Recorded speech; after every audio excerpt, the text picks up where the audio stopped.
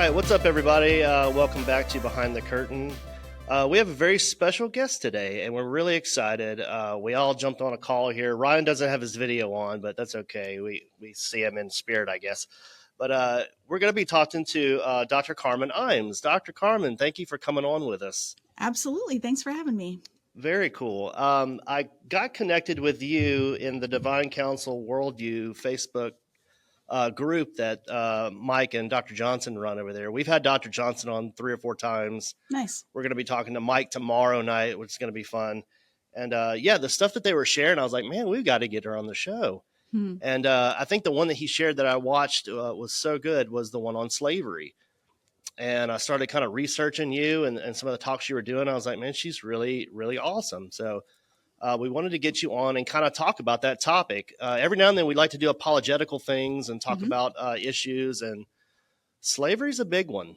Slavery it's not a fun topic necessarily. It's very touchy. It's very taboo. It's emotional. And it would be good to have someone like you that is credible that could help us learn how we navigate this topic in the Bible. But if you would take maybe a couple minutes, tell us who you are, tell us your background, what are your credentials, how did you get into this career that you're in? All right. Well, as you said, I'm an associate professor of Old Testament at Biola University at Talbot School of Theology. I teach mostly undergrads, but a little bit of grad students as well. I'm a lifelong Bible nerd. I've loved the Bible since I was a kid and never gotten tired of it.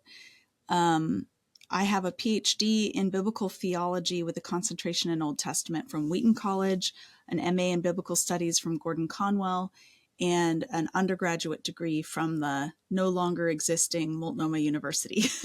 Just closed its doors this year.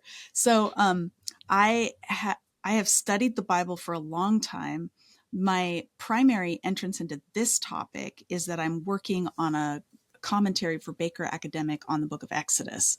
So I just worked my way through the laws. I'm now onto the tabernacle, but some of the laws in especially chapter 21 are often cited as evidence, supposed evidence that the Bible supports slavery, that it tolerates slavery, that it even, if you take Leviticus and Deuteronomy into consideration, that it even encourages slavery. And I think that's a misreading of the text. So that's kind of how we got here. Exactly. Yeah, we definitely agree. Some of that stuff can get a little confusing, and you're talking about different cultures, between thousands of years. And so how do we navigate that as Christians? But I guess I'll jump into some of these questions that we had for you. Sure. So you kind of mentioned it already, but does the Bible really condone slavery? And wasn't it used kind of as a proof text for slavery? So yes, the Bible has been used as a proof text to support slavery, but I would say that was a misuse of the Bible. Sure. And I think virtually all, people in ministry today would say that that's a misuse of the Bible. The Bible's not encouraging slavery.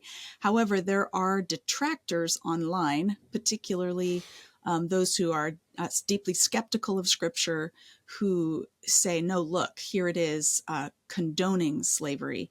And so I think one thing we have to separate between at the outset is what was being practiced in the ancient world and what is God encouraging. So yes, the practice of slavery existed, and we see evidence of that practice on the pages of Scripture. But we have to separate between that and what is God commanding his people to do, what is he encouraging his people to do.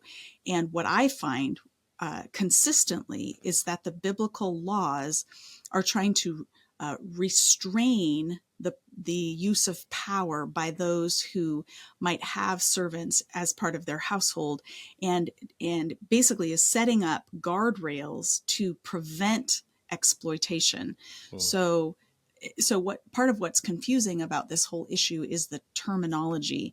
The word eved is used to describe what the Israelites are doing for Pharaoh in the early chapters of Exodus. They are his eved, his servants or slaves. And that is a kind of slavery that sort of matches our modern idea of what slavery is. They're being forced to do labor against their will. They're perhaps not being paid fairly. They're not free to go anytime they want or take time off. Right. However, when that same word eved is used later in the covenant code to describe what Yahweh is, the practices Yahweh is regulating, we can't just say this is the same thing. In fact, I actually think the repetition of the word eved is meant to help us notice how different Yahweh is than Pharaoh. And, by setting it side by side, we're supposed to see, wow, this is a very different scenario than what the Israelites experienced in Egypt. But people kind of miss that parallel, and they just say, oh, look, God is in favor of slavery. That's really interesting. I've never thought about that. That almost like a comparison. Yes. Using the same term as comparison. Yes. That's really good. And we see this all throughout Exodus, where Yahweh is being held up as a very different kind of master than Pharaoh is. They go from serving Pharaoh to serving Yahweh. The entire nation is the Eved of Yahweh. So sure, the Bible promotes slavery. That is slavery to Yahweh, but it's a voluntary slavery. Like we enter into it voluntarily. Say, I want to become part of God's people. Right. So what does the Bible really say about slavery? Like when it gets into some of the details, like I know there's a lot of scripture that deals with the topic and uses that term, about treating your slaves a certain way and inheriting certain things and people. Maybe, I don't know. What do you think about that?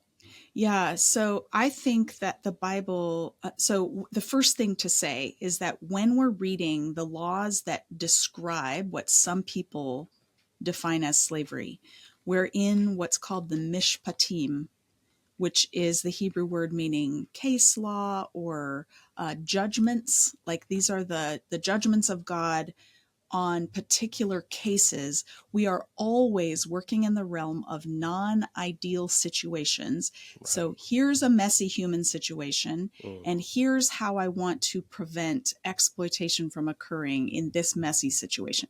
So the scenario of servitude is being assumed, like this is the unfortunate situation someone is in.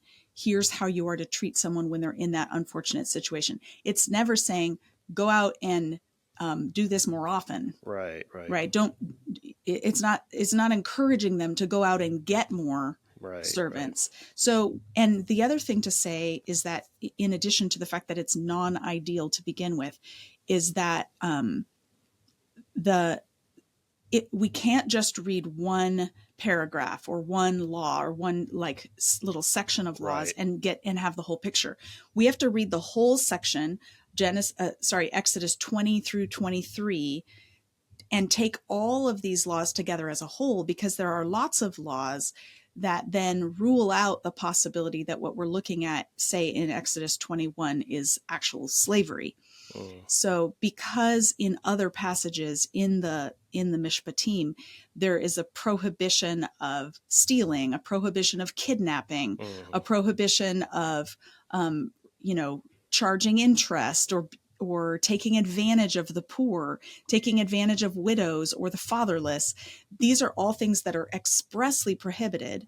And they are told on a more positive note that if you when you're gleaning your fields, don't glean to the edges of your field. Leave the grain along the edges for the poor, the foreigner, the widow, the fatherless. So there are already measures in place to prevent people from falling into extreme poverty. And if we take all that into consideration, and then circle back to Exodus 21, what seems clear to me is that the servitude that it's describing in the first 10 verses or so is a description of indentured servitude, not chattel slavery. And this indentured servitude is voluntary and it's limited. It has a limited time period in which you can practice it. This is not somebody selling somebody else as a slave. This is a person who cannot pay their debt, going to the person to whom they owe money and offering themselves or a family member to pay off that debt. And so that sort of framing scenario then should impact how we read and understand what's happening. Would that be the equivalent of like the New Testament's bond servant? Probably. Now, I'm not a New Testament scholar per se, and I haven't done a deep dive on slavery in the New Testament, but that is actually an entirely different situation, because in the Old Testament, we're talking about Yahweh setting up his nation, the nation of Israel, and starting them off with the right parameters within which people can flourish. So there are non-ideal situations within that scenario, like someone who falls into extreme poverty, and here's how you can help them out of that poverty. So it could include a kind of servitude, but the situation in the first century is totally different, because you've got a Roman Empire, Roman overlords, Caesar who's running things. You have a very stratified class society where there is a class of slaves. And so the New Testament authors are not setting up an ideal nation in the New Testament. They are rather helping Christians to know how to live in an empire that is not set up to provide for human flourishing. So here's how you are to respond. Kinda so here's like how a master should treat a slave. Here's how a slave should respond to a master. So it doesn't have the authority to outlaw slavery, because it's not being given as this like setup of a nation, right? It's not civil law. It's here's how believers should work in a non-ideal empire. So kind of like how to navigate a hostile environment. Yes.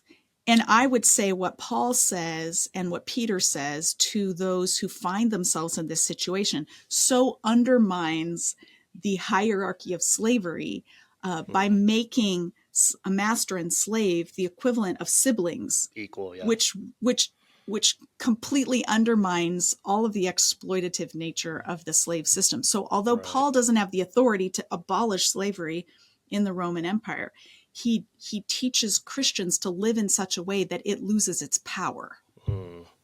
Very cool. It kind of makes me think, Ryan, you might have a better articulation on this idea that I'm having, but it kind of makes me think like the sacrificial systems of the Old Testament. Like, it wasn't necessarily a God ordained thing. Maybe it was something that everyone was doing. All pagan religions had their form of sacrifice, but God had his distinct, okay, here's what we do. And it kind of makes me think of like the difference between like a prescriptive and descriptive texts. God is saying, hey, this stuff is going on, but inside of that, here's how we're going to do it. Yes. That's kind of what Dr. Ron Johnson said in one of the times he was on with us, was that some of the language in Leviticus is the Lord will say, when you do blank, not I'm commanding you to go and do this. And it kind of had that implication that like people may have already been doing things and Moses made this outline like, okay, well, now that we are our own established community, here's how we're going to do it. But I'm glad that you brought that up, because I've wondered a lot of times, is that part of the reason the laws about slavery in Exodus, Leviticus, Deuteronomy, if that's part of the way that they're written, because wouldn't there be people living among the Israelites that were not ethnically Jewish? Yeah. So there are people. So the people who leave Egypt were told in, I believe, Exodus 12:38, that a mixed multitude left Egypt with the Hebrews. So they're not ethnically monolithic, or they're not a mono-ethnic group. They're a mixed group.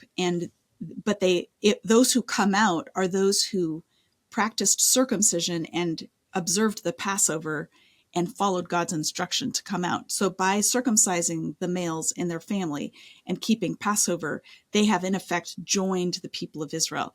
There's not a concern for ethnic purity in ancient Israel. The concern is always for religious purity of worship. So a foreigner can join the people if they're willing to be circumcised, or if it's a female marrying into a circumcised family, and then they become part of the people. One of the things that people often raise online when I talk about this issue of slavery is they're like, "You're lying. I get this a lot. You're lying. You should try reading the Bible. Oh yeah. Or you're a woman. You're a woman. You shouldn't be teaching us, right? Well, that too. But those who don't mind that I'm teaching then say you haven't read Leviticus 25. Lord so I should just mention it is different than Exodus 21 because Exodus 21 limits the length of service for a male to 6 years, and then in the 7th he is to go free. Then it says the same rule does not apply to women, which on first glance looks very derogatory towards women. Why can't women go free? And my answer to that is it's clear from this paragraph in Exodus 21 verses 7 through 11 that the woman is not just coming into the household to do the laundry or to make bread. She's coming in, she's marrying into the household.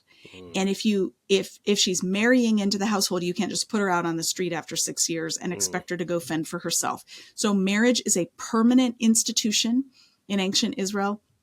If a woman is married off to a family, now the unfortunate way it comes across in English is if a man sells his daughter as a servant or as a slave. And that sounds horrible. Right. But again, in that context, every father was responsible for the security of his daughters. He was supposed to arrange for a marriage for her. And every marriage involved the transfer of wealth between these two families. So there's always money involved in marriage. In this case, the difference is that the father is so impoverished that he cannot provide a dowry to go with his daughter.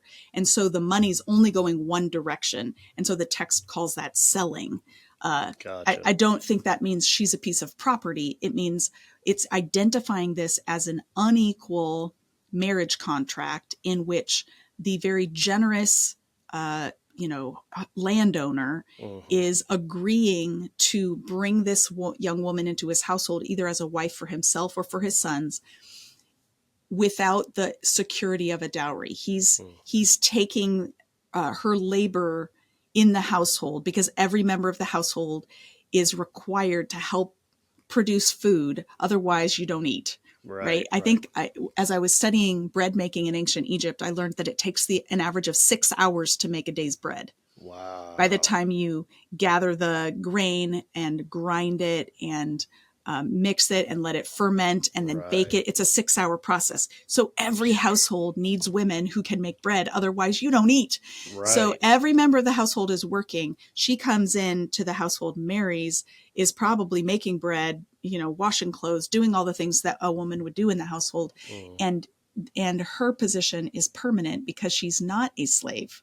Right. She's not a sex object. She's a family member. So you can't just send her away when you're done with her. She's not to be used and discarded. So that sets us up then to ask, well, what about Leviticus 25, which seems to suggest that it's fine to have foreign slaves. You just can't have Israelite slaves. Yeah, that was a big one. So the scenario here is that once they get into the land of Canaan, the entire land is designated for the 12 tribes of Israel. All the land is divvied up.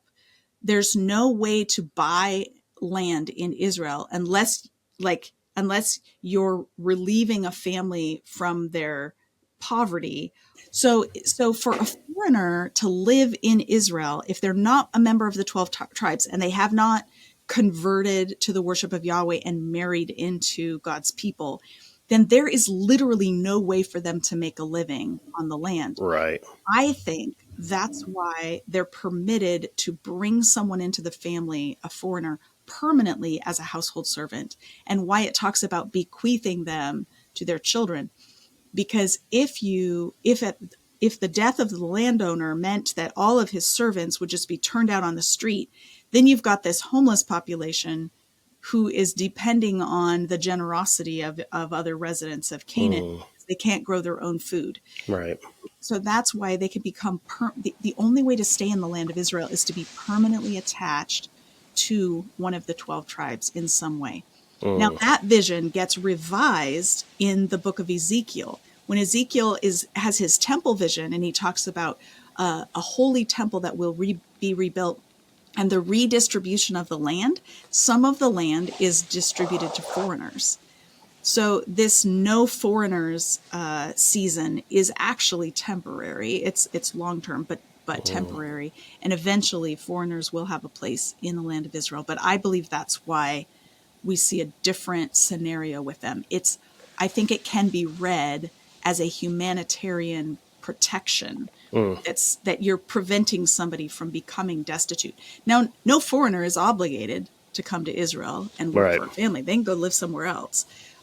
They're not supposed to be taken against their will, unless it's a wartime situation in which a captive is taken. That is different, and then that's being governed by the rules of war, which are always, by definition, non-ideal. Right, exactly. Good. Going back to the dowry thing, like you were saying, I think we're just so disconnected because of our modern way of thinking. Yep. And we just read. That's what we're going to talk to Mike Chu tomorrow about grammar and Hebrew words and their meanings and their cultural meanings. Mm-hmm. Because when we read a father selling his daughter into slavery, that's like the worst thing we could ever read. But really, that was, if you think about it, in that culture, that would be the most loving thing that he could do. Yeah. Right? To give his daughter someone to take care of him, or to take care of her, and not just leave her out. Oh, totally. Well, and I'm noticing too that in Exodus 21, when it mentions when it talks about selling the daughter and all that, and then it does bring up this caveat if she does not please her master, and it gives some rules, but it uses the language because he's broken faith with her, which is marriage language. Yeah. Yes, exactly. He is, if she's displeased, his only option is to send her back to her family. He can't sell her to Midianite slave traders, make some money and try to profit from her. He just forfeits whatever labor he would have had from her and whatever contribution she would have made to the household. And really, in modern times, we have our own conventions about this. When I wanted to get married, my dad very carefully vetted the guy that I wanted to marry to make sure he was a good guy. And my parents paid for the wedding. That was their financial investment in our future success. And my husband's mom paid for the rehearsal dinner, and my husband paid for the honeymoon. And that's typical at least in white Western culture. I don't know if it's true among everyone in the U.S., but it's typical for the bride's family to have a financial investment and the groom's family to make a financial investment, because both are saying, we believe this is good and we want it to succeed. Yeah. We actually have a good friend, or two good friends, that are from Nigeria, and when they got married, the man had to present a gift to the father of the bride. So and I don't remember exactly all the details of the arrangement, but that's still very alive and well in other parts of the world. Absolutely. The other thing that you mentioned was about in Leviticus 25, if that's actually humanitarian to take care of people. And I like the way that you put it, because something I've noticed in studying this is that kind of inheritance law and the firstborn, the principle of the firstborn. Yep. Again, something that we totally lose context for, but the idea is that when the father of the household or of the community passes away, whoever is designated the firstborn, the entire household comes under him. So that would include all the members of the household. Yeah, who are either dependents, who are dependents in some way. Like moved off and married. Yeah. So it makes sense to me. You mentioned it. It's unfortunate that in English it gets translated as inheriting a slave or selling a slave or whatever. But and that was one of my questions was that I don't think made it on the list, is people turn this into a moral issue. Oh, it's wrong to own another person, and I'm just not convinced that they saw that as a moral issue. I feel like they looked at it as taking responsibility for another person. And I think this is why in Exodus 21, it says, if a man comes and sells himself into service, that is, he's working to pay off his own debt. And if the master gives him a wife and she bears children, then when the man goes free, the wife and children don't go free with him. I mean, people are like, wow, what's going on? Well, if there is a woman who is under the responsibility of the landowner, and he is giving them to a man who cannot pay a dowry and cannot offer security it wouldn't be a dowry. He can't pay a bride price because he's in the process of working off his own debt. Then the financial responsibility and safety net is still under the landowner, the homeowner. And so for him to send away the wife and children with this man who can't even pay the bride price would be to consign them to probably a life of poverty and destitution. Right. So the scenario in which the marriage is happening is acknowledging that the husband or the groom does not have the means to support his family. And so I think because we lack this cultural context, we read it in the darkest way possible. But if we check even the literary context is helpful. Several people have noted that the covenant code, the Mishpatim in Exodus, which runs from the end of chapter 20 through chapter 23, has a kind of chiastic or sandwich structure.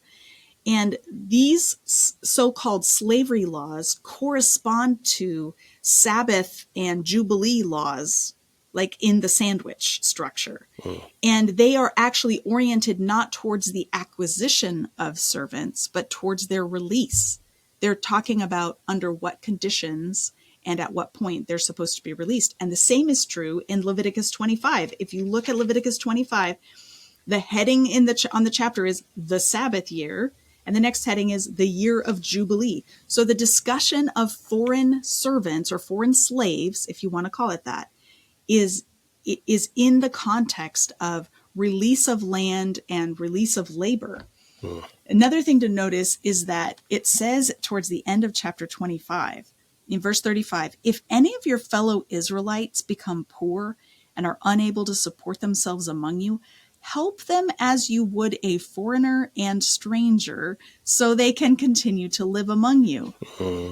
It's fascinating to me that the gold standard for the treatment of the vulnerable is how you are currently treating the foreigners who live among you, which is described in just a couple paragraphs later as slaves that are bought or servants that become permanent members of your household. So whatever's going on in Leviticus 25, it can't be exploitative because it's the gold standard for how you are to treat the vulnerable. And I just think we can't read that verse by itself. We have to notice, oh, look, this is a chapter about Sabbath and Jubilee.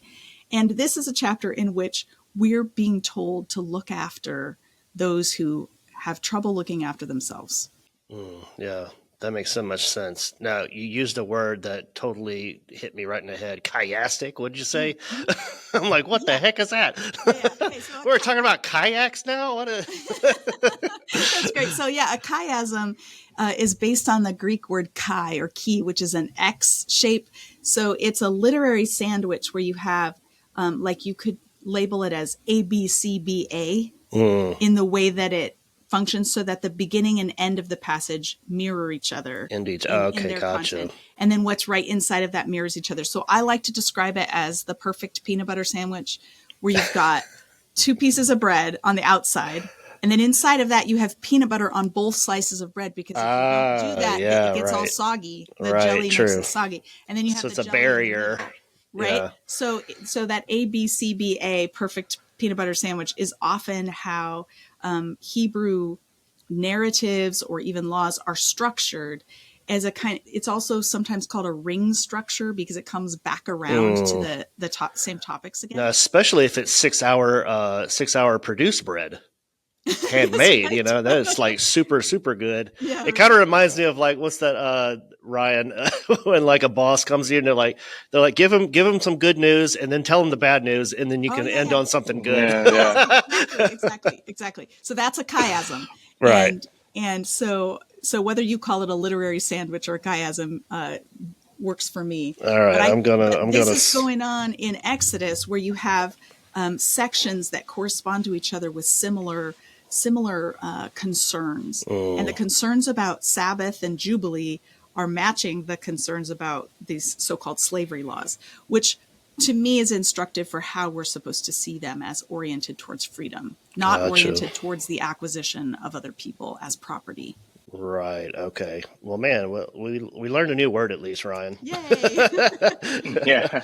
The next question. Go ahead. You got something, Ryan? I was gonna ask just a question for my own clarity. When we talk about buying and selling wives here, are the people at this time, are they practicing polygamy, or would it be like this is your one wife and maybe that's why he's disappointed in her or something? Fair question. So you're getting real out in the weeds now. I know. I'm getting hairy now. I know this wasn't in the outline. I'm just multiple wives, servants. Yeah. So the Bible never encourages polygamy. Right. It's also not very overt about the condemnation of polygamy. There's one law in Leviticus 19 that can be interpreted as a prohibition that says, do not marry a woman and her sister. And that's that can be understood, and I think rightfully understood, as don't have two wives. But obviously there's the description of many, many marriages. Right, Abraham had multiple wives. Jacob had multiple wives. Moses had multiple wives. Like, there are many people in scripture who did have multiple wives. It never ends well. That's what I was thinking. I was like, it's always a rough story when you read about those guys. It is always rough, a bit of a reality TV show where you're like, wow, okay. Now, there is one scenario in which a second wife is a possibility. The text doesn't talk about it in these terms, but I would think theoretically it's a possibility, and that is in the case of levirate marriage. So in the case of a husband and wife, if the husband dies and they have not produced any children, this presents a crisis because land inheritance and the names of each clan in the tribe is really important to continue. So what happens to the land inheritance of this Israelite man if he didn't have any kids? So in that case, the woman is supposed to be given in marriage to her brother-in-law, to that man's brother, to her husband's brother. And he is supposed to produce heirs on behalf of his brother. And this is considered a selfless thing to do. Right. Because instead of getting a bigger piece of the pie in the inheritance, he's actually ensuring that he gets less inheritance because the heir that he produces with the widow will inherit the land that would have maybe come to him. So it's possible that in a case like, say, Ruth marrying Boaz, that Boaz already has a wife, but he's taking Ruth into the household as a matter of charity, basically, right. To carry on the family line of Elimelech. And we see a little reflection of this in Exodus 21, again, describing a non-ideal situation, not promoting the idea of taking a second wife, but clarifying, if such a thing were to happen, here's how to make sure it doesn't become a really raw deal for the first wife. So it says in Exodus 21, verse 10, if he marries another woman, again, not encouraging him to do so, but if such a thing would happen, say the first woman is barren, or say a more advantageous marriage comes up, like that will increase his social standing or whatever. If he marries another woman, he must not deprive the first one of her food, clothing, and marital rights. And there's some debate about what marital rights refers to. It could be some sort of resource that the average wife got, like ointments or something. I think it's more likely that this is actually describing sexual access. Right, yeah. Because without that, she cannot produce children, and without children, she's going to be very vulnerable in her old age. And so I think I think it's interesting that in this non-ideal scenario where there's an unequal marriage, they're of unequal social standing, that God is ensuring that woman is not going to be kind of relegated to the dustbin of the family. Like, oh, we've forgotten about you, we've moved on. Like, this woman needs to be continued to be treated well. How do we take this topic into I know you said you're not a New Testament scholar, but how do you see this theme or this topic going through the filter into the New Testament? What can we take away from that, do you think? And again, because this slavery is such a hot button issue, and people nowadays make it a moral thing, and a lot of that's because of the transatlantic slave trade. So, Sure. you know, they Which was say rightly why didn't condemned. right? And so the question is, well, if God is this perfectly morally good being, why doesn't he just say, or why when Christianity pops up, why don't they just say, let everybody go free? You know? Yeah. So well, and then the whole fact that, correct me if I'm wrong, Christianity and the Christian worldview is what fueled the abolishment of what we see as modern day slavery. Yeah. So why would, in the more modern times, yeah. right? Yeah. So people that are saying, "Oh, well, the Bible condones it." Okay, well, then why did we fight so hard against that type of slavery? In the without modern a era. question, the abolitionist movement was fueled by, or was led by Christians who were convinced that the Bible pushes in that direction. I mean, think about the Book of Exodus. The whole effort in the Book of Exodus is getting the slaves free so they can live freely and worship freely. And so, yes, I think the overall trajectory of Scripture moves towards the releasing of slaves.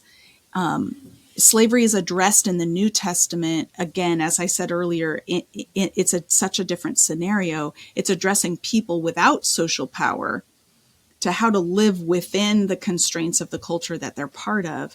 And I agree with those like Esau McCulley, Lynn Cohick, who have written on these New Testament passages, who say that the New Testament describes a scenario in which, like the imagination of the New Testament, it makes slavery less and less tenable. That if you're going to live by the values of the New Testament, it's not going to work to have slaves the way you've had them before. Sure, right. But it's interesting. Paul sends Onesimus back to Philemon. Onesimus is a runaway slave.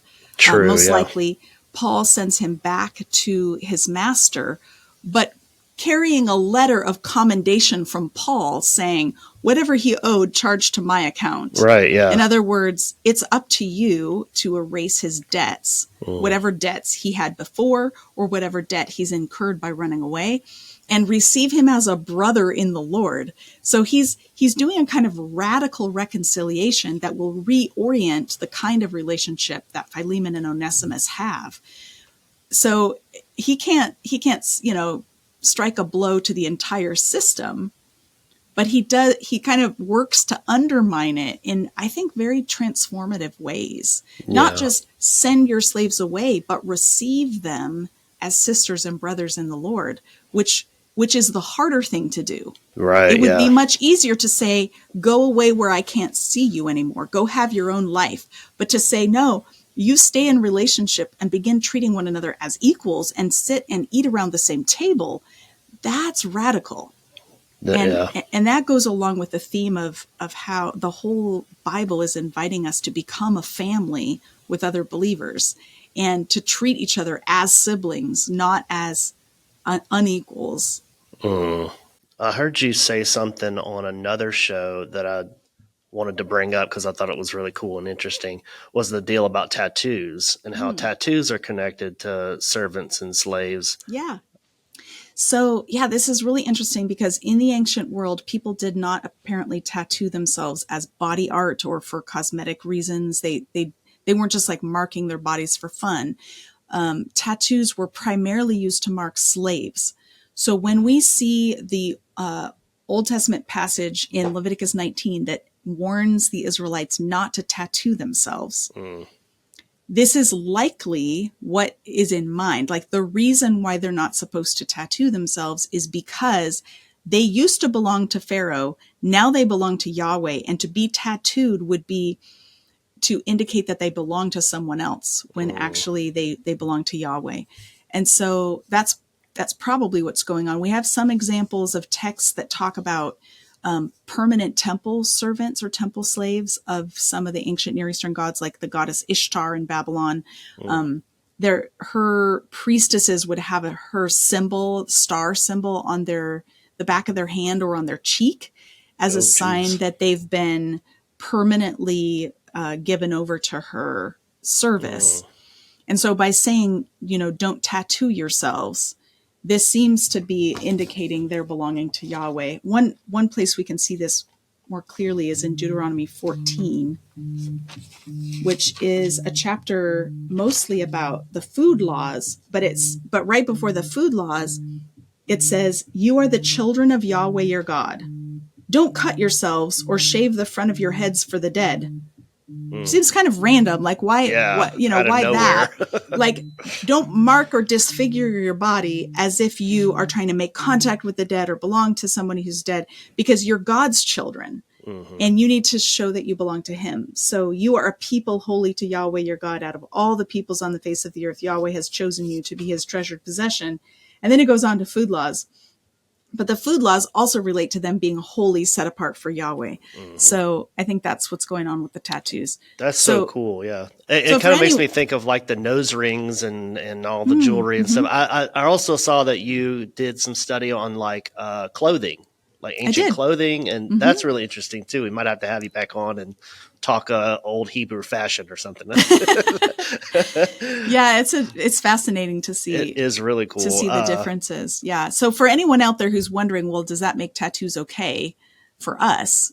Because I think traditionally in the church in the West, there's been a aversion to tattoos, but culturally, tattoos are. I mean, it's hard. It's sometimes standing in line. Sometimes in places, it's hard to find somebody without a tattoo. Without one, yeah. Right. So my response would be that all depends. Does your tattoo conflict with your allegiance to Jesus? Right. Does it portray an ulterior allegiance or some kind of competing allegiance?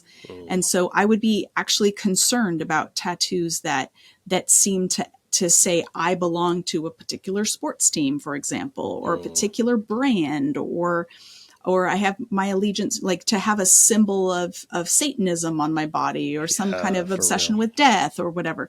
But I happen to have a tattoo on my wrist that says belonging to Yahweh. So there we go. You've got tats too. I got Jesus. I got some scripture. Yeah. And this is literally what it says at Sinai, that God is, placing his name on them. So to me, my tattoo is consistent with what's invisibly true about me as somebody who belongs to Yahweh. Right. And it doesn't conflict with that testimony. So it depends some on your context. Are you ministering or working in a context where that would cause some kind of barrier to the gospel? Then I would say don't do it. Right. Ryan, you don't have any tattoos, do you? I do not. You're not in the cool club, bro. I tell people I'm too OCD for that. The idea of something that I can't scrub off is it would change. Yeah. Totally. Mine would change. I hear you on that. Mine was not like the little Lamed was not quite even with the other ones. I actually went back to the tattoo artist and I was like, can you fix this? It's going to bother me for the rest of my life. Yeah. But this is a huge issue in the modern day. So I find that, and I'm enjoying this conversation. I'm getting a lot out of it. I think there are people who don't think the Bible's legitimate, don't think Christianity is legitimate, and they are going to find reasons not to agree, right? Yeah. And this is a big one. So what would, if this comes up in a scenario where we're sharing the gospel with somebody, or, in a debate or whatever, what are things that people can do, that Christians can do to kind of soften this, I guess, how to navigate it. Yeah. What would be like some practical advice you'd give to somebody who runs into this? I think I would say it's so important for us to recognize that the Bible did not drop from heaven in a book, like addressed to us with our name embossed on the front. It's not actually written to answer my questions and concerns. It was written to ancient people in an ancient context that had its issues, just like we have our issues. And we can't impose our modern sensibilities onto it. I think most of what I hear, people struggling with the biblical text on this issue, are just like, ew, how could a good God allow the ownership of other people? Right. And it's like, well, to unravel that, you have to ask, what are the options available to an ancient people if they fall into poverty? There's no food stamp program. There's no loan, like government loans. There's no way to put someone in jail Like there's no debt prisons. If someone has fallen into poverty, or if they've stolen and are unable to pay back what they owe, indentured servitude is the solution to that problem in this particular cultural context. Right. And we can't just assume that this is trying to give us a template for how to handle every problem in every age, or that the vocabulary and labels that we might put on it from modern times give it its fair due. Right. So I don't know. I think for me, it's been so enriching to study the cultural and historical context, because what I see is God working within a gritty, messy historical context. And that tells me that he's the kind of God who can work in my own gritty, messy historical context. Right. He can come and help clean up the messes of my day as well. And there's wisdom to be gained from reading how he did it for ancient Israel, and how he shaped their society to be one that supported the vulnerable and made sure that they weren't exploited. On their best day, when they're actually following God's law, it's a good place to fall into poverty because you've got all these safety nets set up. Obviously, that's not how people always lived. They often lived selfishly and didn't carry out God's vision for how to put up these guardrails and build safety nets. But I think if we look at the ways God did that, then we can transfer that wisdom to our own day and say, okay, what are our social safety nets? How can we build better ones? Where are people falling through the cracks? And how could we support the idea of voluntary and temporary paths out of impoverishment? Do we need to be creative and create other pathways? And I'm not suggesting indentured servitude as a way of doing that. Right. To be clear, there are actually some people out there today who are far right, alt-right people who are saying, slavery is not that bad of an idea. We should bring it back. That is not me. Right. We have other resources available to us, but I think that the wisdom we see on display here, as I wrestle with the biblical text, I continue to see God's wisdom, God's goodness, God's mercy, and that he wants us to be like him, full of wisdom and goodness and mercy. Right, exactly. Yeah. And it's a point that Josh and I made in a previous episode. We did an episode about like the problem of evil. We were doing some apologetics.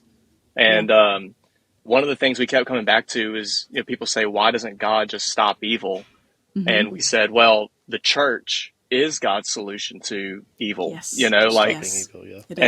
And I think that like what you mentioned about modern slavery being stopped mostly by Christians, I think that is evidence of that the church is trying to bring order and stuff. So, I just, like I said, I find that people would say like, well, the argument I hear is if God is all good, if he's the perfect moral being, he should have said, don't do this. I'm not convinced that it was a moral issue in the Old Testament or in the New Testament, it seems more like a social and economic thing. So, I think that's fair. That's fair. And I think it's good to point out too, that there are more slaves today than there have been at any other time in human history. True. Yeah. Slavery is not over. It's a big problem globally, and Christians are leading the way in addressing this problem. International Justice Mission, the A21 Network, there's a lot of Christian groups that are trying to abolish human trafficking and slavery.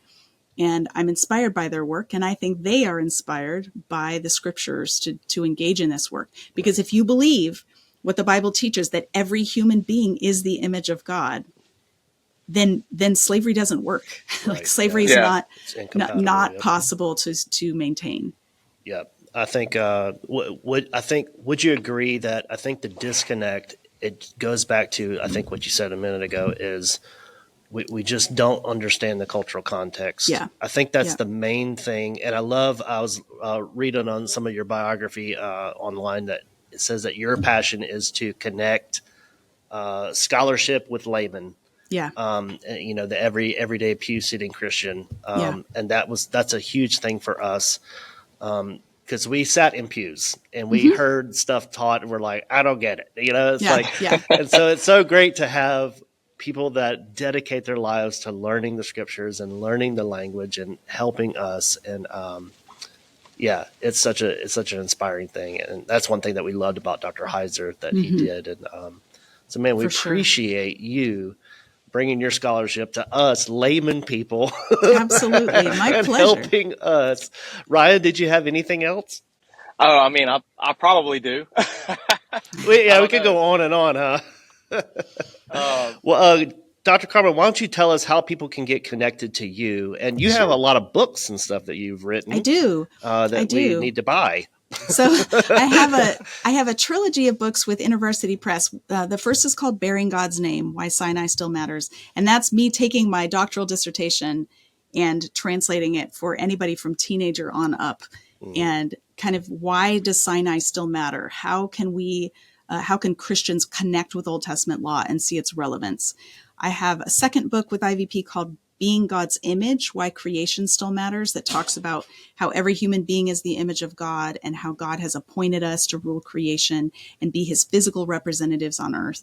And then I have a third book coming out this fall called Becoming God's Family, Why the Church Still Matters, which makes the case for why God has chosen to work through this kind of imperfect and inefficient thing called the church, and why he calls us into becoming a family with one another. So I'm really excited about that one. Cool. People can find, I have a couple of courses on Exodus that are freely available online. There's one for the Bible Project Classroom and another for biblicaltraining.org if you want to have like 15 hours of content on Exodus. And then I have a YouTube channel called Torah Tuesday. Every Tuesday I release a video. And so if somebody wants more kind of work step by step through Exodus 21 and following, there's a video on every biblical law that I come to in Exodus, as well as the whole book. I've been working through Exodus from chapter 1, verse 1, and I think we're like 130 videos into this series. So there's plenty of content there for somebody who wants to dig deeper. Very cool. So you're very busy with a lot of work. So we really appreciate you coming on and taking the time to speak with us. Well, man, that's awesome. Well, we'll have to have you back on and discuss some other topics. But Ryan, any other thoughts? No, I'm yes, good. Yes, like and I said, amen. If you give me the opportunity, I'll keep us here another 30 minutes. Well, we'll keep it at yes and amen for now. And then we'll have to have her back on it. She'll just have to come back. That's right. Perfect. I enjoyed it. I thought it was a good conversation. So thank you for your time and very good and the information. Yeah, thanks for having me. All right, thank you.